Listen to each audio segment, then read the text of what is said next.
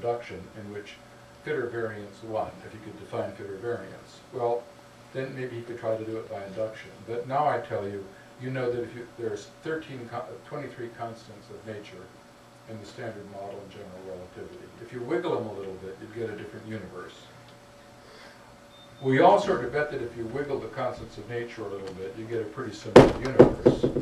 What if life could exist in a whole variety, but undefined variety of similar universes? We'd all bet that Darwin's law would apply. There's no way whatsoever that the physicists can make an induction about universes that don't exist. Darwin's law is not reducible to physics. It's a bright idea that Darwin had.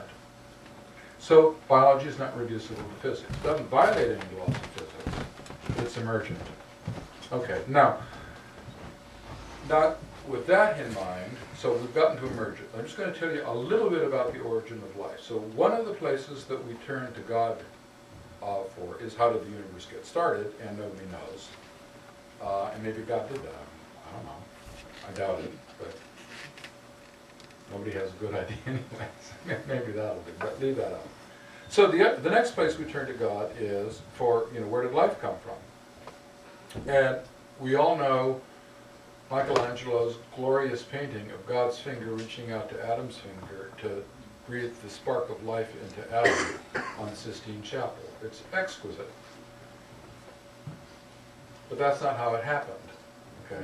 So here's where we are now in work on the origin of life. So I'm just going to tell you this very briefly. A lot of people are working on it. We now have achieved molecular reproduction in the most staggering way. Reza Ghadiri at the Scripps Institute has done the following thing.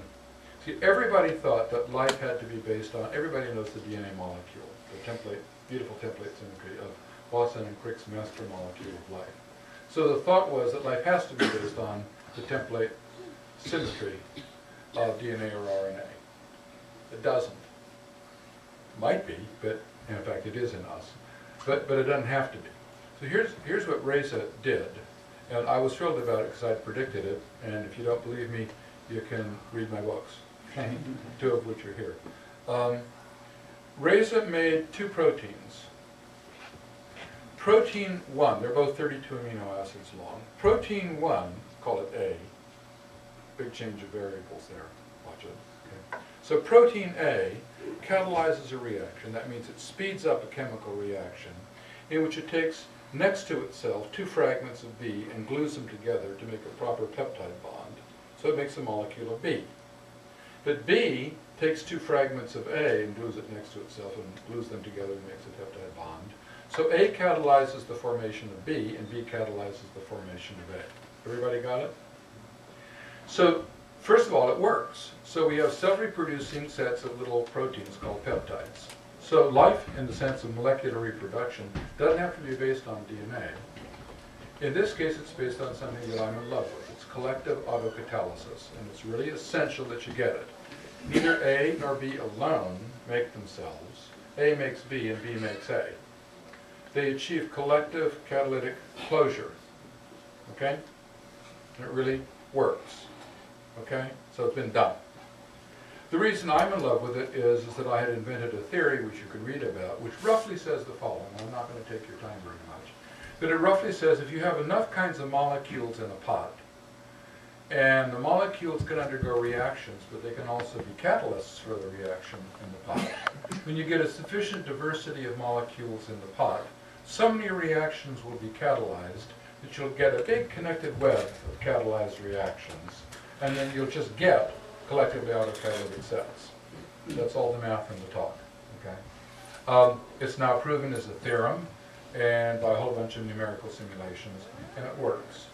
And furthermore, and I say this with some pride because it's in Atomic Universe, which I wrote for Al Gore, and I was at a meeting at the old executive office building when, you remember that there was a meteor that was found in Antarctica, and it was signs of life on Mars? So Gore held Space Day, and we all got together. Good idea, life on Mars, stuff like that. And in the middle of it, this is my bragging moment, okay? But it was so cute and sweet. So in the middle of it, in front of 30 people, Al Gore looks at me and he said, well, Kauffman, don't you have this theory that if you get enough molecules together that they're just self-reproducing? And I said, well, yes, Mr. Vice President, but it's, you know, it's just true on a computer. And he said, well, but it's just right. And I said, well, but we only know it on the computer. We don't know it for real molecules. And he said, yes, but it's clearly right. And I looked at him and I said, it's the only time in my life I've ever thought of the right line at the right moment, and that's why I'm telling you this, because how many times have you blown it? And I looked at him and I said, Mr. Vice President, I waited a long time, sir, for such ammunition. I hope you will not mind if I bludgeon my enemies. And the room cracked up, and I've used it, you know. So anyway, the reason to tell you about the mathematical model is twofold. First of all, if I'm right, and we can now test it using random DNA, RNA, and proteins, and we can actually see if it's true, and we'll know within 20 years if it's right. We can know sooner than that. Then the probability of getting self-reproducing molecular systems may be extremely high. There's 10 to the 11th stars in our galaxy, and there's 10 to the 11th galaxies. And there's planets around, lots and lots of them, although we can only see Jupiter-sized planets now. If that's right, the probabilities of life in the sense of molecular reproduction are high in the universe, okay? And that's why I entitled my second book, At Home in the Universe. This is right. We're at home in the universe. Life is natural.